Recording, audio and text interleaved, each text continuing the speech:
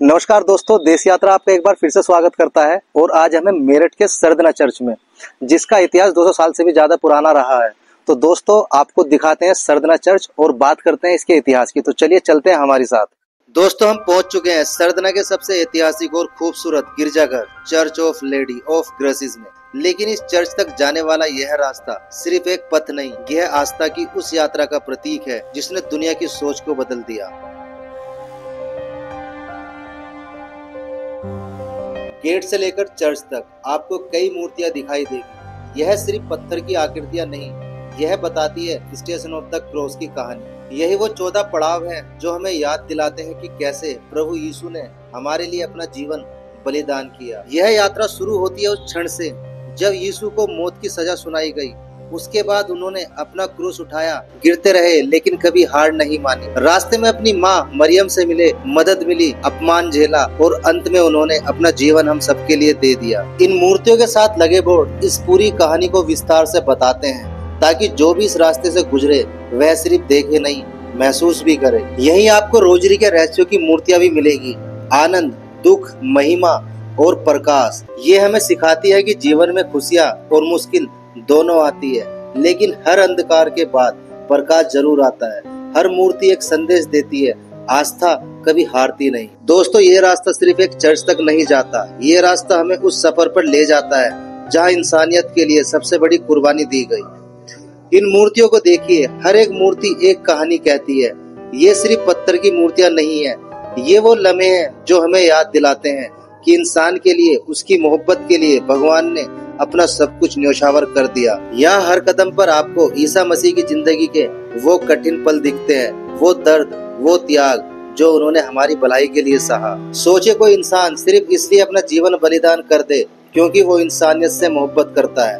क्या आज के समय में ऐसा संभव है? यही वजह है कि ये मूर्तियाँ सिर्फ कला नहीं बल्कि विश्वास की मिसाल है। और दोस्तों जब आप इन मूर्तियों के बीच से गुजरते हैं तो दिल अपने आप झुक जाता है।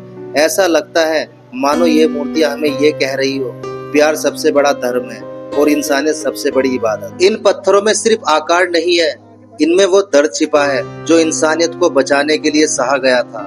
हर एक मूर्ति, हर एक चेहरा हमें ये एहसास कराता है कि त्याग ही सबसे बड़ा प्रेम है। जब आप इन रास्तों पर चलते हैं तो ऐसा लगता है जैसे वक्त ठहर गया हो और ये मूर्तियाँ आपको वही सवाल पूछ रही हो, क्या आज भी इंसान इंसानियत के लिए इतना बड़ा बलिदान दे सकता है? तो दोस्तों आइए अब हम उस जगह की ओर चलते हैं जहाँ ये पूरी कहानी खत्म होती है और जहाँ से शुरू होती है इतिहास की सबसे खूबसूरत इमारत, सरदना का भव्य चर्च। दोस्तों ये सिर्फ एक चर्च नहीं है बल्कि भारत की सबसे बड़ी और सबसे खूबसूरत कैथोलिक चर्चों में से एक है। सरदना का यह गिरजाघर हमें उस दौर में लेकर जाता है जब भारत में यूरोपियन आर्किटेक्चर का जादू अपनी ऊंचाइयों पर था। इस चर्च का असली नाम है basilica of our lady of graces, यानी हमारी लेडी ऑफ ग्रेसिस का गिरजाघर।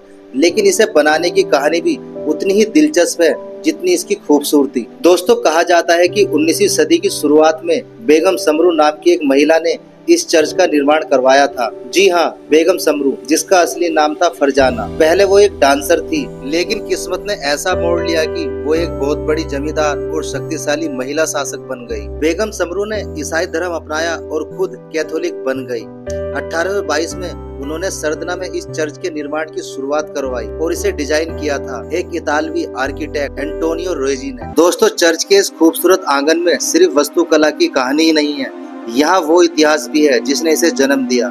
यहाँ इसी चर्च के पीछे है बेगम समरू की अंतिम निशानी, उनकी कब्र। सोचिए जिसने इस भव्य इमारत का सपना देखा, जिसने इसे अपनी पूरी दौलत और मेहनत से बनवाया, वो आज यही इसी मिट्टी में सुकून की नींद सो रही है। और उनके पास ही है वो जगह जहाँ आज भी लोग अपनी मनोकामनाओं के लिए मोमबत्तियां जलाते हैं। ये सिर्फ रोशनी नहीं है, ये विश्वास की एक लौ है जो सदियों से जलती आ रही है। कितना अद्भुत है ना, समय बदल गया, लोग बदल गए, लेकिन आस्था आज भी वैसी ही है। दोस्तों जब आप इन दीवारों को देखते हैं तो ये सिर्फ पत्थर नहीं है, ये सैकड़ों साल पुरानी कहानियां हैं। हर मूर्ति, हर चेहरा आपको यह एहसास दिलाता है कि आस्था कभी पुरानी नहीं होती, बस रूप बदलती रहती है। अगर ये सफर आपको अच्छा लगा, अगर आपने इन कहानियों में वो एहसास महसूस किया जो सदियों पहले यहाँ गूंजा था, तो मेरे साथ इस सफर को और आगे बढ़ाए। चैनल को सब्सक्राइब जरूर कीजिए ताकि हम मिलकर भारत की और भी अनकही कहानियों को दुनिया के सामने ला सके। याद रखिए, ये सिर्फ जगह नहीं है, ये हमारी विरासत है और इन्हें जानना समझना हमारी जिम्मेदारी है।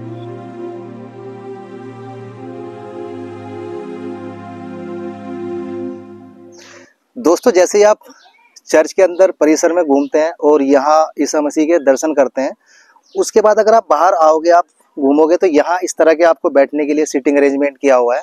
अगर आप पीछे देखोगे, यहाँ पूरा बागान है और यहाँ एक अलग ही मन को शांति मिलती है। और इसी तरह दूसरी साइड भी इन्होंने किसी तरह बाग बना रखा है जहाँ बैठने का सीटिंग अरेंजमेंट है। दोस्तों, ये थी हमारी आज की वीडियो सरदना चर्च। अगर वीडियो पसंद है तो वीडियो को लाइक एंड चैनल को सब्सक्राइब करना ना भूलें। और हाँ, यदि आपको कहीं दूसरी यात्रा के लिए वीडियो चाहिए तो कृपया कमेंट करके जरूर जगह का नाम जरूर बताइए ताकि हम वहाँ की वीडियो आपको दिखा सके। आज की वीडियो देखने के लिए धन्यवाद। कल फिर मिलते हैं एक नई वीडियो के साथ।